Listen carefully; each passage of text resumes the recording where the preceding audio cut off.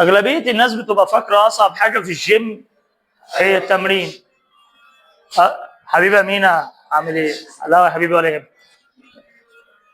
بعض الناس بتبقى فاكره ان اصعب حاجه في الجيم اللي انت ممكن تشوفها هي التمرين. تعالى علقي باشا، تعالى.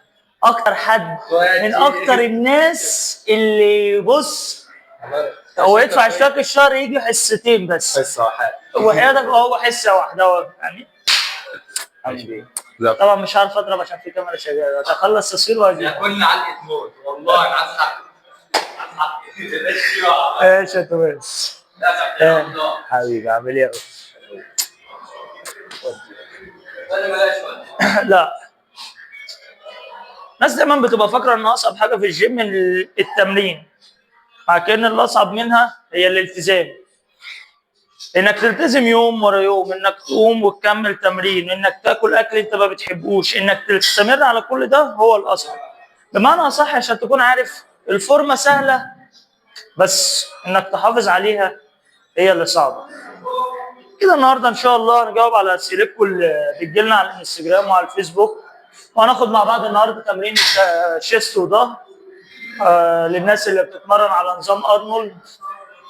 اتمنى لكم مشاهده ممتعه وتمرين عنيفه متينه.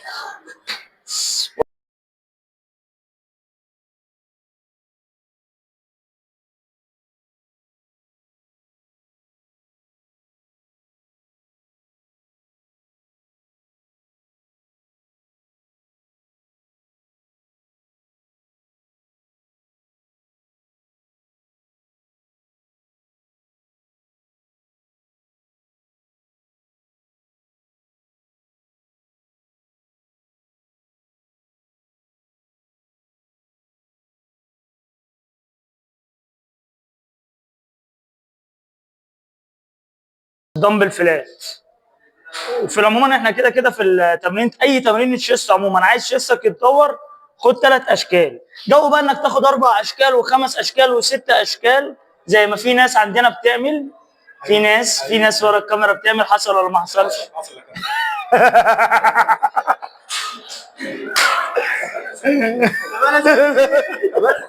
انا مالي خلاص. لا عادي. فعشان عموما يعني عايز تطور الشيست بتاعك العب 3 اشكال بفوليوم عالي باداء واوصل للفيلير. هتلاقي شيستك بقى قد دماغك. طبعا انا هموت واقول بيتزا بس مش عايز. شوف. بسم الله.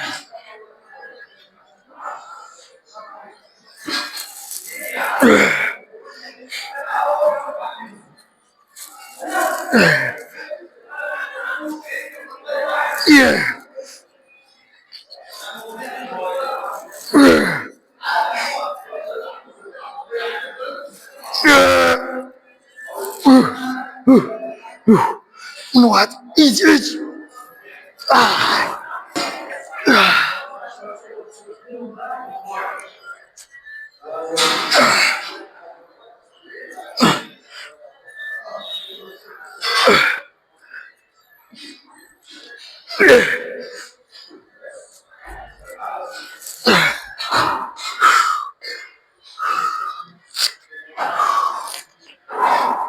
هنجاوب على بعض الاسئله اللي بتيجي على الانستجرام وعلى الفيسبوك. انا بقالي شهرين في الجيم وبس ثابت ومش شايف عضلات بتطلع بسرعه. انا كده وحشه. بص مبدئيا كده طالما انت لسه مبتدئ بقالك شهر شهرين، يعني طالما انت اقل من 6 شهور ارمي حجه الشماعه دي على جنب. يعني الشماعه بتاعت الجينات دي اركنها على جنب. ما تبتديش تحكم على جيناتك الا بعد سنه سنتين من التمرين المستمر. تمرين واكل دي رقم 1. رقم 2 ان انت بقالك شهرين ولا بقالك 3 شهور بقالك 6 شهور، ركز على الاكل، ركز على الدايت بتاعك. جربت تحسب سعراتك؟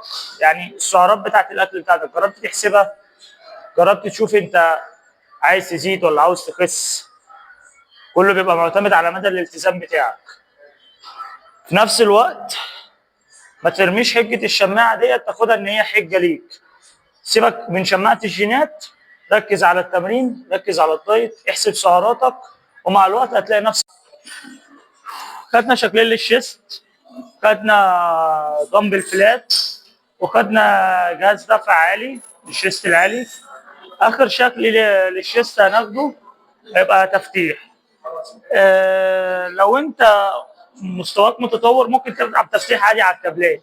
لو انت لسه بادئ او لسه مبتدئ او مستواك متوسط، هيبقى احسن حاجه ليك تلعبها الفراشه. الفراشه تبقى ايه، مدى حركي احسن وهيبقى في ثبات ايه تلعبها. انما انت لو ايه مستواك متطور شويه، الكابلات الصراحه بتفرتك الصدر.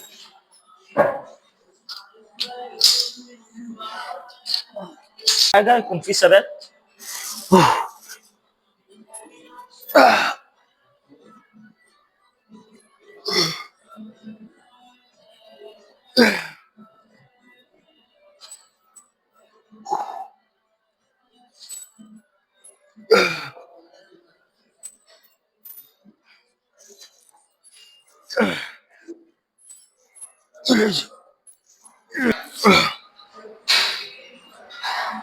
يا كوتش ايه افضل المكملات اللي لازم اشتريها اول ما ابدا؟ بص، هو على العموم مكملات غذائيه هي اسمها من اسمها كده، هي مكملات، هي بتكمل النقص بتاعك. يعني هي مش حاجة أساسية 100%، لو من غيرها مش هعرف أعمل فورمة. بس لو أنت الميزانية عندك مرتاحة، لو حالتك المادية مرتاحة، ممكن تركز على 3 حاجات تجيبهم هيفرقوا معاك قوي. واي بروتين عشان تدخل احتياجك اليومي من البروتين، ده رقم واحد. في ناس ما بيبقى مطلوب منها مثلا ان هي تدخل 150 جرام بروتين في اليوم وما بتعرفش او ما بتقدرش. فانت لو حالتك الماديه مستريحه وقادر ان انت تجيب واي بروتين، هات واي بروتين عشان البروتين مهم ايه في بناء العضلات. تاني حاجه الكرياتين طبعا هو مهم عشان يزود معاك القوه وضخ الدم ويحمل العضلات بالميه. ثالث حاجه اللي هي المالتي فيتامين او الاوميجا 3 والمغنيسيوم والزنك. الحاجات دي بتتجاب من الصيدليه، بتفرق جدا في الاعصاب، تفرق في الاستشفاء العضلي، تفرق معاك في قوتك، بتساعد على الاستشفاء. كل ده بيفرق. طبعا بقى لو انت الميزانيه معاك مش احسن حاجه، فانت كل ده عادي ممكن تطلعه من الاكل جدا. بس لو الدنيا معاك سامحه، لا الحاجات دي هتفرق معاك جامد. عشان كده خلصنا، خدنا 3 اشكال للشيست. هنخش بقى نلعب ظهر. هناخد اول حاجه فلات بول داون، بس انا بحب اخدها على جهاز الزرافه، بحيث ان انت بيكون عندك امكانيه وعندك ايه ان انت تزود اوزان ايه براحتك. خش 3 اشكال.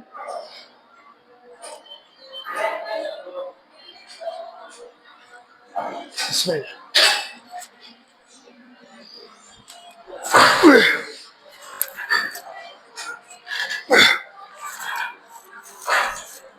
نزل الكرسي يا توني.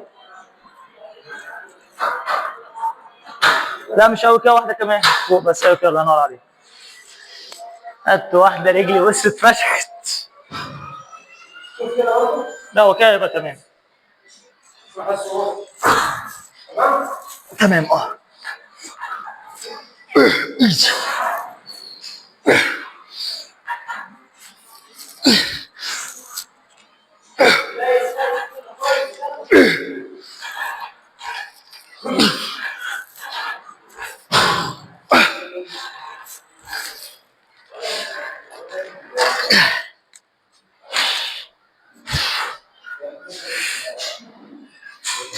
خش يا روبي، خش تعالى. تعالى هات، خش يا عم. خش. هنيجي يا جماعه النهارده، تعالى يا ابني. خدنا كده شكل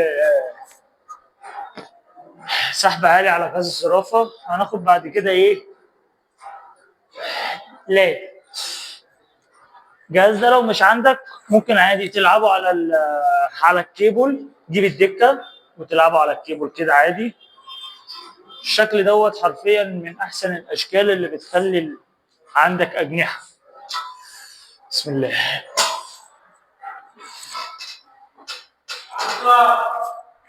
بصور يا روبي،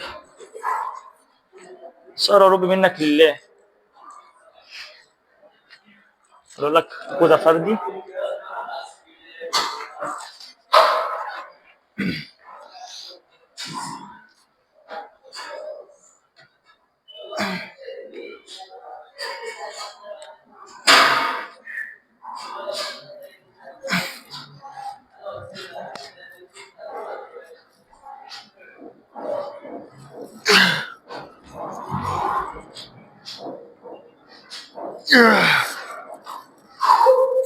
تسبيح.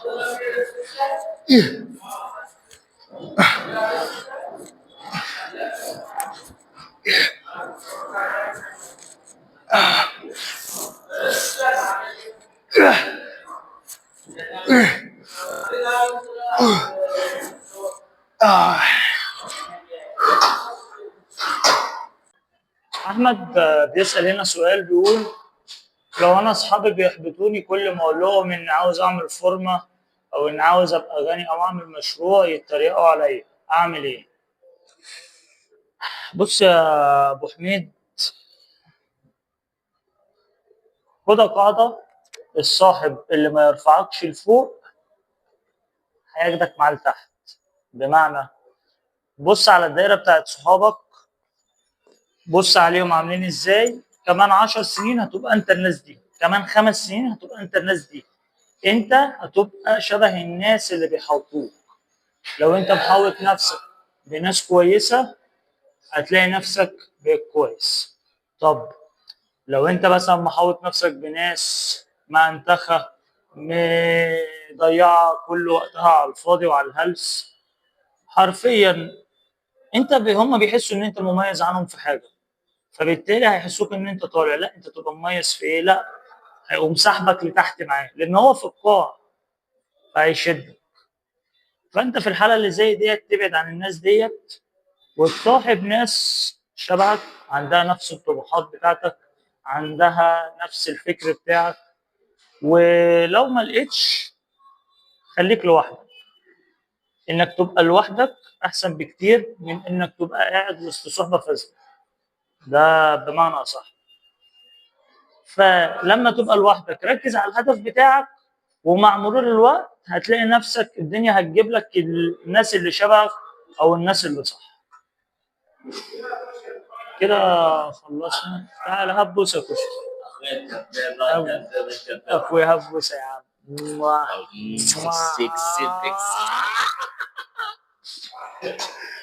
كده خلصنا يا جدعان الغداء.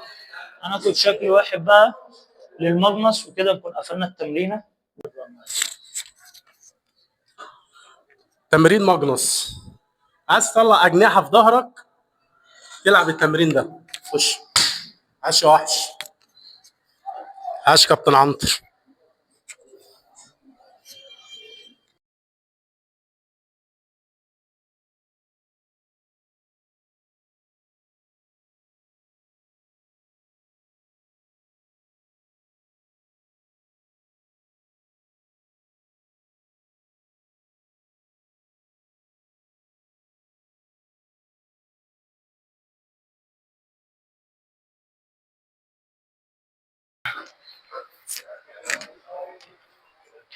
اهم حاجه وانت بتلعب التمرين دوت ظهرك يكون ثابت، ما تقعدش تتمرجح وتروح وتيجي.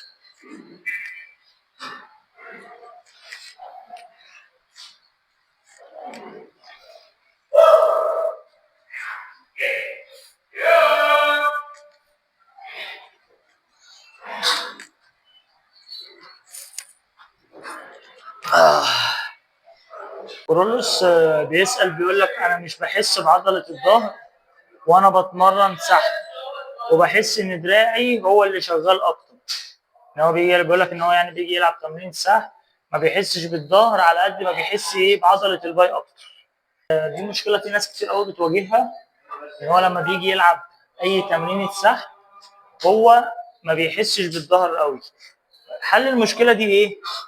اولا هي ايدك هي مجرد خطاف. شفت الخطاف؟ هي دوب هي وسيله بس.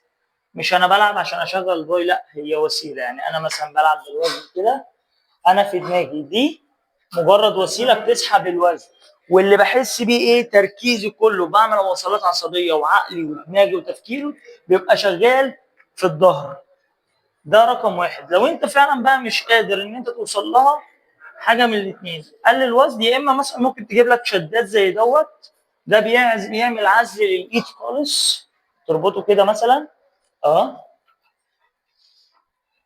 هو عامل عزل للايد. يعني انا كف ايدي بص مش موجود خالص، يا دوب بس انا ساند الوزن، والظهر هو اللي شغال معاك.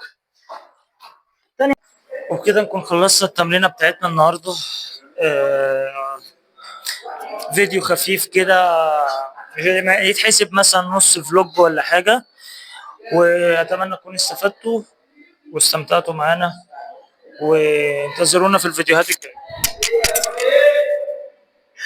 هو يوم ما يعلم بالله ربنا. اقفل يا ابني.